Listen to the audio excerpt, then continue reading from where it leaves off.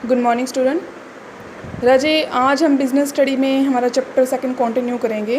हमारा आज का टॉपिक है कंपनी ऑर्गेनाइजेशन। कंपनी कंपनी का मतलब है सिंपल एक फॉर्म और एक रजिस्टर, यानी एक कंपनी को रजिस्टर कराना, फॉर्म में लेके आना। कंपनी एक्ट 1956 के अकॉर्डिंग या किसी भी कंपनी एक्ट के अकॉर्डिंग जो पहले से है, प्रीवियस यानी पहले से है। कंपनी का मतलब कंपनी को फॉर्म में लाना, उसको रजिस्टर करवाना कंपनी एक्ट के अंदर, इसे हम कंपनी बोलेंगे। A company is that form of business organisation. Business organisation की वो फॉर्म है विच इज़ विलिंगली एस्टेब्लिश, जो हमने अपनी मर्जी से एस्टेब्लिश की है। किसने एस्टेब्लिश की है? कुछ पर्सन्स ने, for earning profit under the company act. Company act के अकॉर्डिंग कुछ पर्सन मिलकर अगर किसी बिज़नेस को स्टार्ट करते हैं, फॉर्म में लेके आते हैं प्रॉफिट कमाने के पर्पज़ से, इसे हम कंपनी बोलेंगे। कंपनी में फीचर्स में फर्स्ट पॉइंट है incorporate association of person. Incorporate association of person का मतलब है ये बहुत सारे ग्रुप ऑफ पीपल का एफर्ट है। इसमें single person, no individual, single person काम नहीं करेगा। कंपनी के केस में पब्लिक कंपनी में हमें कम से कम 7 पर्सन और प्राइवेट कंपनी में कम से कम 2 पर्सन की ज़रूरत होती है। सेकंड है कंपनी आर्टिफिशियल लीगल पर्सन है। आर्टिफिशियल लीगल पर्सन का मतलब कंपनी में कोई भी लायबिलिटी नहीं है। कंपनी की जो लायबिलिटी है वो अनलिमिटेड है।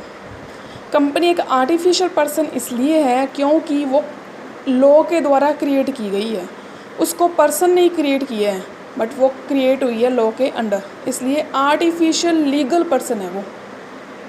ये इंडिविजुअल है, इनविजिबल है, जिसमें having no body and soul, जिसकी ना तो कोई बॉडी है ना कोई सोल है। ये आर्टिफिशियल लीगल पर्सन है जो लॉ ने क्रिएट किया है। Separate legal entity.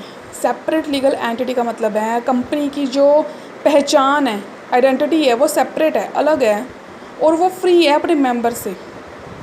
एक company can keep property in its name, वो अपने नाम से प्रॉपर्टी रख सकती है और एग्रीमेंट भी कर सकती है, बट इसकी पहचान अलग रहेगी।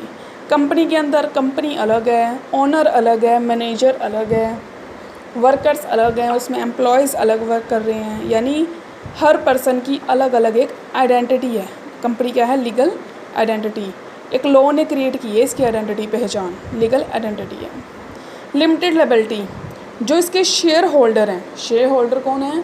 जिन्होंने कंपनी में पैसा इन्वेस्ट किया हुआ है। जो इसके शेयर होल्डर हैं वो लिमिटेड हैं, यानी उनकी जो लायबिलिटी है, उनकी जो पैसे देने की संभावना है वो लिमिटेड है, जितने उन्होंने शेयर्स परचेज़ किए हैं वहाँ तक। कॉमन से, कंपनी एक आर्टिफिशियल पर्सन है इसलिए सिग्नेचर नहीं कर सकती, इसको अपनी एक सील बनानी पड़ती है कंपनी एक्ट के अकॉर्डिंग। रजिस्टर के टाइम वो सील बनती है जिसे हम कॉमन सील कहते हैं कंपनी की। ट्रांसफरेबिलिटी ऑफ शेयर, इसमें पब्लिक कंपनी में फ्रीली हम अपने शेयर्स को ट्रांसफ़र कर सकते हैं, कोई भी लीगल रिस्ट्रिक्शन नहीं है, पाबंदी नहीं है शेयर्स को परचेज़ और सेल करने की। रिस्क बीयरिंग, सोल ट्रेड के अंदर इंडिविजुअल सिंगल पर्सन ही रिस्क लेता है, पार्टनरशिप में पार्टनर में रिस्क डिवाइड होता है, बट कंपनी के केस में बहुत सारे शेयर होल्डर होते हैं जिनमें रिस्क डिवाइड हो जाता है, तो बर्डन हमें फील नहीं होती। लिमिटेशन, पहली कमी इसकी ये है कि डिफ़िकल्टी इन फॉर्मेशन, इसको फॉर्म करने में, रजिस्टर कराने में डिफ़िकल्टी होती है क्योंकि हमें बहुत सारे डॉक्यूमेंट तैयार करने पड़ते हैं। Memorandum of association, article of association, prospectus, काफ़ी सारे डॉक्यूमेंट तैयार करने पड़ते हैं। सीक्रेसी, जो पब्लिक कंपनी है उसको जितने भी अकाउंट है उसके वो सारे डिपॉजिट करने पड़ते हैं, डॉक्यूमेंट सारे रजिस्ट्रार ऑफिस में। कोई भी पर्सन उसकी एक फ़ीस दे के उसको चेक कर सकता है, यानी कुछ भी सीक्रेट नहीं है। लैक ऑफ मोटिवेशन, कंपनी में मोटिवेशन की कमी है क्योंकि इसमें काम करने वाले बहुत सारे पर्सन हैं। कंपनी के केस में ओनर और मैनेजमेंट अलग अलग हैं। ओनर पूरे मैनेजमेंट को अपने हाथ में रखता है, जो एक शेयर होल्डर पर छोड़ देते हैं, जिसे हम डायरेक्टर कहते हैं। डायरेक्टर आगे अपॉइंट करते हैं पर्सनस को जो कंपनी को फॉर्म में लाते हैं, यानी कंपनी के अंदर वर्क करते हैं, जिसे हम एम्प्लॉय वर्कर के नेम से जानते हैं। बट इसमें मोटिवेशन नहीं होता, कोई भी पर्सन किसी को मोटिवेट नहीं करता। मोटिवेशन करने के लिए एक अलग से पर्सन अपॉइंट किया जाता है, जिसे हम लीडर कहते हैं, लीडरशिप।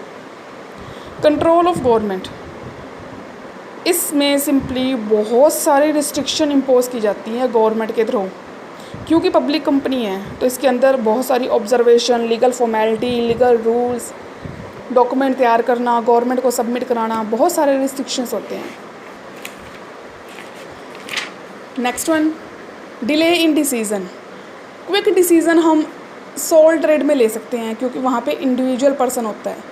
पार्टनरशिप में भी ले सकते हैं, बट कंपनी के केस में हमेशा डिसीज़न डिले होते हैं, क्योंकि लीगल फॉर्मेलिटीज़ करनी पड़ती है। लीगल फॉर्मेलिटी की वजह से डिसीज़न जो है वो डिले हो जाते हैं। राजे, आप लोगों को आज इतना ही करना है अपनी फेयर नोटबुक पे।